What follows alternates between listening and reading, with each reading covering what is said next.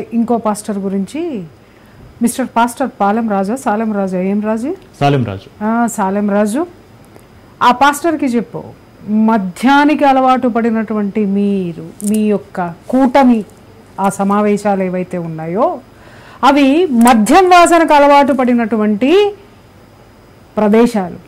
మల్లెపూల పరిమళం వీళ్ళకేం అర్థమవుతుందండి, వీళ్ళకేం తెలుస్తుందండి అంటే మల్లెపూలు పెట్టుకున్నటువంటి స్త్రీలు బజార్లో తిరుగుతూ చెడ్డ పనులు చేసేటటువంటి వాళ్ళు కాదు అనేటటువంటి మాట మాట్లాడినావు మిస్టర్.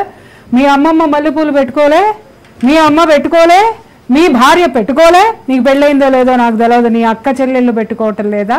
అలాగే నువ్వు ఎక్కడైతే నీ యొక్క అవినీతి బోధలు బోధిస్తున్నావో, ప్రబోధలు అనేటటువంటి పేరు మీద పనికి మాలినటువంటి బోధలు, ఒక స్త్రీని ఒక మహిళని కించపరుస్తూ మాట్లాడినావో, ఆ యొక్క మహిళలందరినీ కూడా కించపరిచి మాట్లాడినావు. వాళ్ళెవరు మల్లెపూలు పెట్టుకోలేదా? పెట్టుకోరా, పెట్టుకోబోరా? నాకు అర్థం కాక అడుగుతాను, వీళ్ళందరూ కూడా చర్చిల్లో మీరు బోధించవలసినటువంటిది ఏంటండి? ధర్మబద్ధమైనటువంటి వ్యాఖ్యలు చేయాలి. ఎంతసేపు వీళ్ళు ఏం చదివారో బైబిల్లో తెలియదు, వీళ్ళు ఏం చెబుతారో తెలియదు.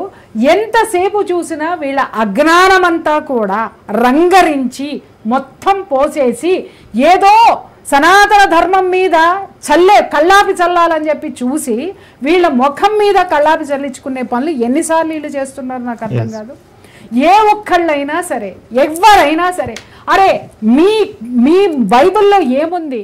మీ యొక్క ప్రభువు కుమారుడు జనాలకి నీతిగా ఎలా బ్రతకమన్నాడో చెప్పడం మానేసి మల్లెపూల గురించి ఒకళ్ళు మాట్లాడతారు, ఇంకొక దాని గురించి ఒకళ్ళు మాట్లాడతారు, వ్యక్తిగతమైనటువంటి హననాలు మాట్లాడతారు, రాముడి గురించి మాట్లాడతారు, సీత గురించి మాట్లాడతారు.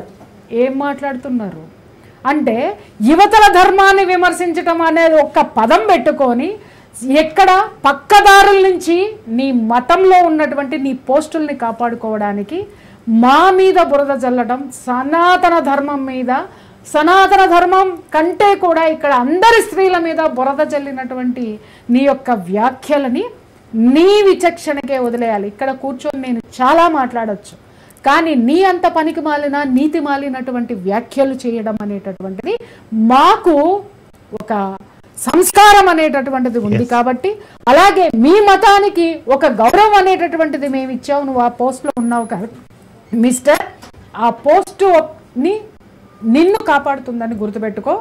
లేదంటావా కెమెరా ముందు కాకుండా మామూలుగా వచ్చి మాట్లాడితే చాలా ఘనంగా సమాధానం చెప్పాల్సి వస్తుంది. ఏం మాట్లాడుతున్నావు నువ్వు? స్త్రీలను కించపరిచి మాట్లాడతావా? మల్లెపూలు పెట్టుకునేటటువంటి స్త్రీలందరూ ఏం మాట్లాడుతున్నావు? బజార్ల వెంట తిరిగే స్త్రీల ఎవరిని నువ్వు మాట్లాడుతున్నావు? ఇదే ప్రశ్న పోయి మీ అమ్మని అడుగు, ఇదే ప్రశ్న పోయి మీ అమ్మమ్మకి చెప్పు.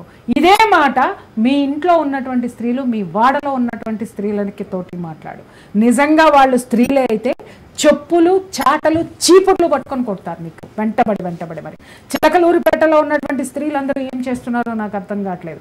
అక్కడ మెయిన్ చెప్తున్నాను, ప్రతిపక్ష